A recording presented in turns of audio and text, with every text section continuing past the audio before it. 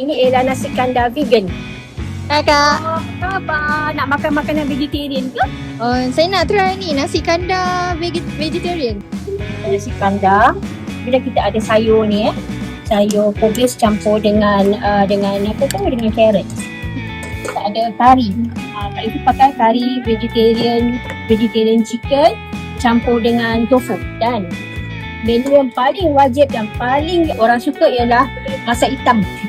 Nasi kandar mesti ada masak hitam kan? Masak hitam kita pakai vegetarian mutton. And again, kalau siapa yang tak boleh makan vegetarian mutton, boleh request vegetarian chicken ke, tahu ke, tempe ke. Kita ada nasi ambeng. Okay. Kita ada nasi kandar, kita ada nasi lemak. Nasi lemak ada variety, ada vegetarian chicken berempah, ada dengan rendang. Kita ada vegan chicken rice. Kak, vegan ke? Vegetarian, tak vegan.